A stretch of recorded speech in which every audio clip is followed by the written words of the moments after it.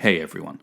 It's about 10 days now since I was lucky enough to be plucked out of Instagram obscurity and given the opportunity to play at the Royal Albert Hall with Eric Whittaker, with the BBC Singers, with a string quartet, and with the wonderful pianist Christopher Glynn to perform Eric's piece Eternity in an Hour, the very first performance of that piece, as part of the BBC Proms 60.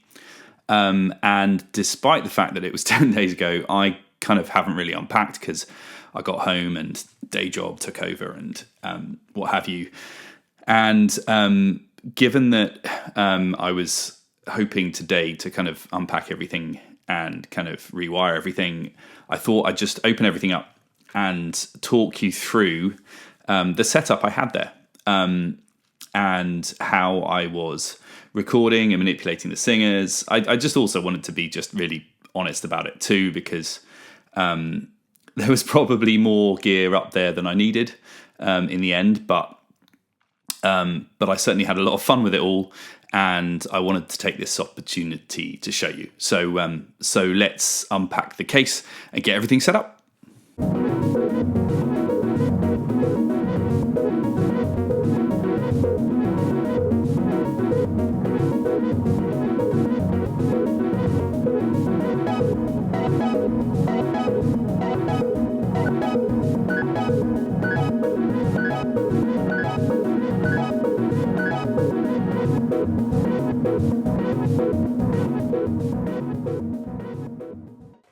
Okay, so here we are, pretty much all set up as it was on my desk at the gig last week, with a couple of slight differences. So the most of the bits that I was doing was sampling the singers, the cellist, and the pianist.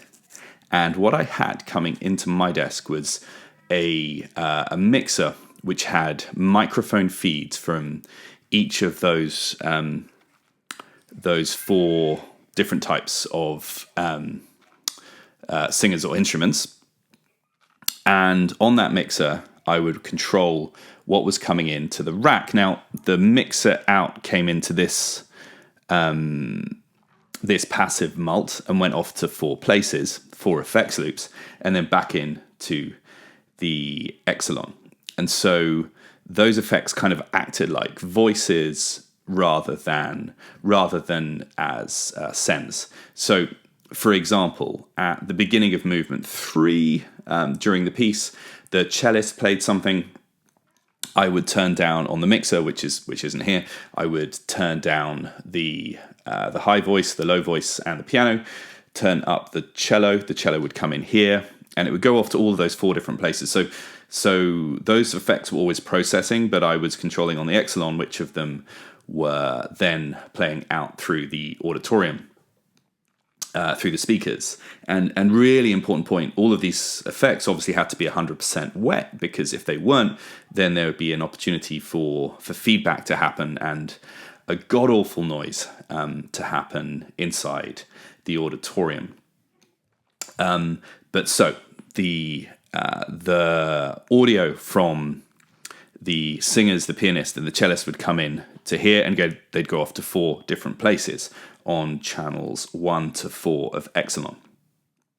Now, the first channel, and obviously I haven't got 18 singers, a pianist, and a cellist in my studio. So what I've done is I've just got a little piano sample from the event playing on my iPad, just off screen, and I'm going to use that to show you the effects.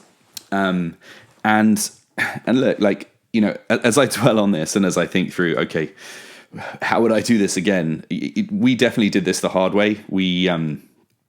It probably wasn't as necessary to bring so much gear. If I did it again, you know, when we do it again, I'm going to try and keep it all in the box. I'd say this, like it's great to have Cosmos as an end of chain, because then you're able to take everything that's happening through the rig and through the mood and the Elmyra and kind of smear it and create kind of a big noise with the Cosmos. That was really, really helpful. But for example, over here on the right, I've got the Norns triggering samples, which is probably I probably could have used something cheaper and that I was less worried about having in a gig for the triggering of those samples. It was great to have, and I'll get into the Norns in a bit and what its role was. But you can hear there it's playing some lovely samples, which were mostly created by Eric himself. I'd like to point out most of the samples I'm playing on here were created by Eric with a bit of an assistance from me. I think one or two of them were created by me. But back to the effects. So these mults, one of them goes off to the channel 1 goes off to Databender and Nautilus. And what that's doing is Databender's kind of capturing it at octave. It's in micro mode, and it's playing it back, with that little bit of a Databender glitch, and then it's going into Nautilus for an octave delay. And so if I just play this piano sample, and what I'm going to do is I'm just going to set it at its kind of basic setting, and then turn that up. And you can hear it's giving a little bit, you know what, I'm going to blend in some of the dry so you can hear. No chance of feeding back here.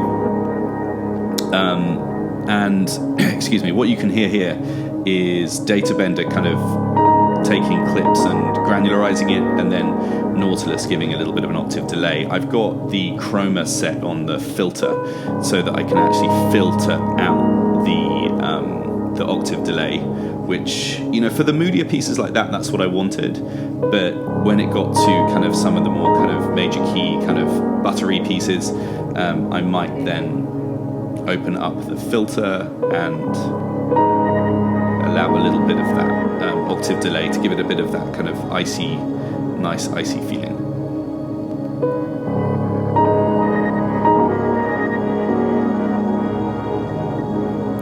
You've then got on the effects send 1 and return, you've got slower, which just gives a nice little paddy ambient reverb to everything. So that's channel 1. On channel 2 is my favorite effect of all. And so with the same sample, I'm going to turn that up a bit so you can hear it. That is, so that's the same feed coming into first Gloop, then Dradd, then Sealegs. Gloop is used, I'm just going to record a little loop here. If I wanted to capture something and hold it, if the singers, for example, were singing a phrase and I just wanted to repeat that phrase and have it keep going through this kind of mushy effect. And so if I turn the sample off on the iPad, now I've got Gloop and it's just about to play it. You can see I've got Gloop still playing that back. And then I could clear that by pressing and holding the white button. This was really, really helpful. This was actually, that red button was actually the first I played during the performance. I'm just going to play the sample again so we've got it. Other thing to note here, in the second movement, I got to do something really, really fun, which was I got to use the DivKit Oct module, the intro DivKit Oct module, to modulate the volume of this channel. And I did that by going out of Oct into Quadrat to attenuate, and you can hear the volume start to tremolo there. And then I got to have lots of fun playing with this.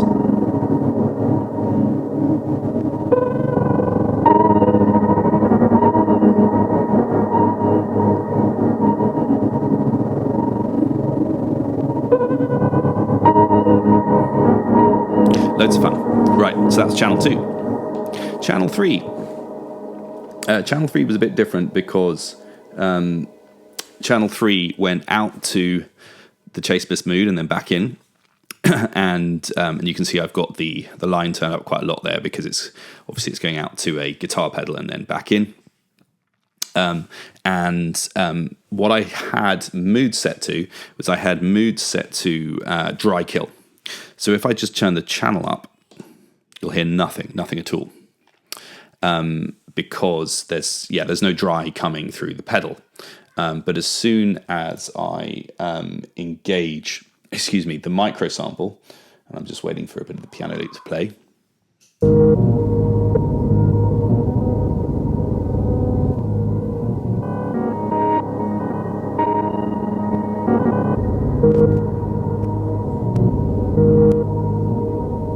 You can hear it play.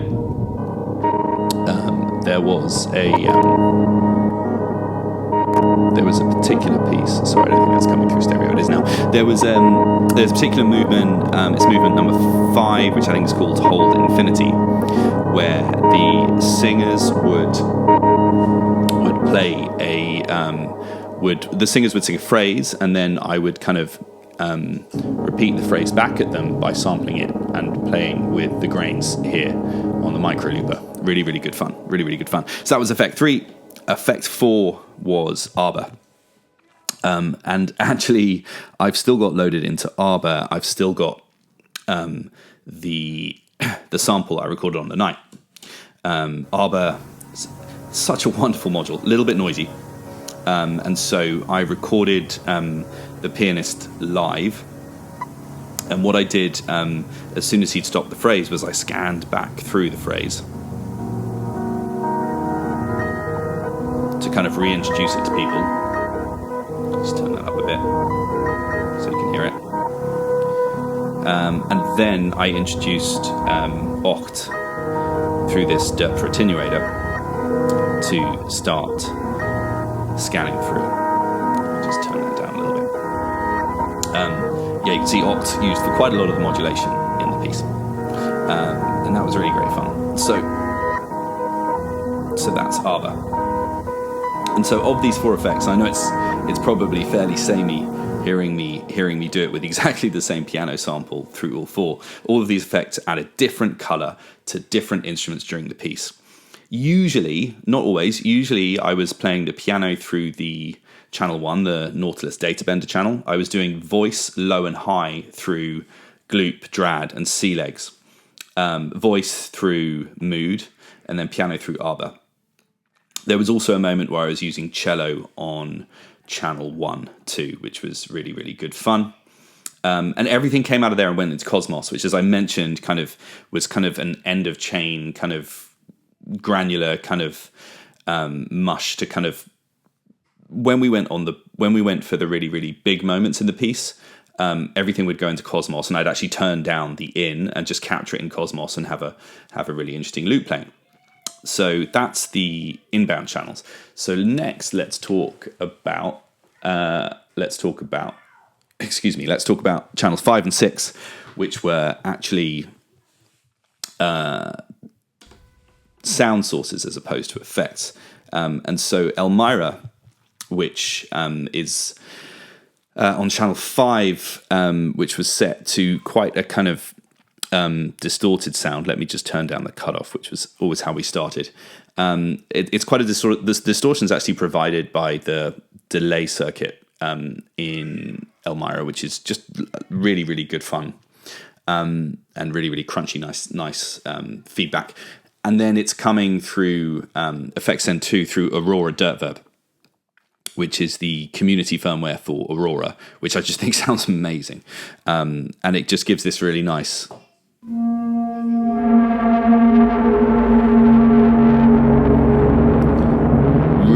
distorted kind of wavetable synth sound that sounded really good duetting with what Eric was doing on his lyra.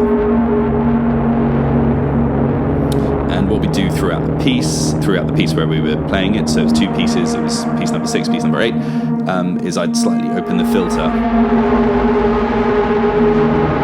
And there you get just a really big distorted sound. You just turn that up a bit so you can hear it.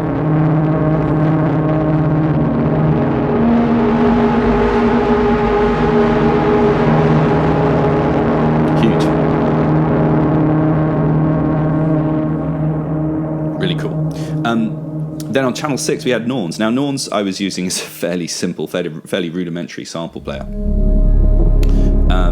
which I think all of these samples bar 2 were created by Eric himself. I think a couple were created by me. Certainly one that there's one which I created using a sample from Coco Quantus, which I then put into one of the Slate & Ash plugins and kind of made my own instrument out of. That was really good fun to do, and I was kind of proud that ended up in the final piece. It ended up being a bed for movement 2. And so movement 2, I was also doing the kind of tremolo effect on the vocals. So I think movement 2 was the one that was probably the most fun for me to perform. Now, some of these samples are one-shots. Some of them are loops that kind of drone through a track. Some of them, like this one, though, for example, I played duetting with Eric on the lyra during track 3. So this is just timbre, really, really simple Norns patch, and because there are 8 movements in Eternity in an Hour, very simply I set it up movements 1 to 8, which of the samples I needed to play. And for example, in movement 1 I played a longer drone during the build-up that you'll hear come in a minute. It takes its time to come in, that sample, but then in the big moments in movement 1 I played these 2 samples, which really kind of lifted everything underneath the choir as well. And so that's a basic walk around my proms rig. If you can hear my kids screaming in the background, it's because they're playing Nerf gun. And so what I'd like to do now is 2 things. Firstly, just thank a few people, and secondly, then I'm just gonna jam with this stuff for the last couple of minutes so you can hear it. But a thank you to Scott, to Cutlasses, Scott who builds the Gloop and was just great help in the run-up, and he implemented just so many features that I asked for in this module. Thank you so much. Thank you to the guys at Instro who answered all my questions about Arbhar and helped me recalibrate it a couple of days before the performance because we were worried about the tuning of it. Now everything is set and perfect and wonderful. Thank you to Neutral Labs, who very nearly made me a new firmware for Elmyra. But the changes I've asked for, I think, are coming into the next firmware anyway, which is great. It's just a way of locking the tuning so that you don't accidentally kind of knock it out. And excuse me. And I think, I think that's everyone and everything. So yeah, let's play a little and thank you.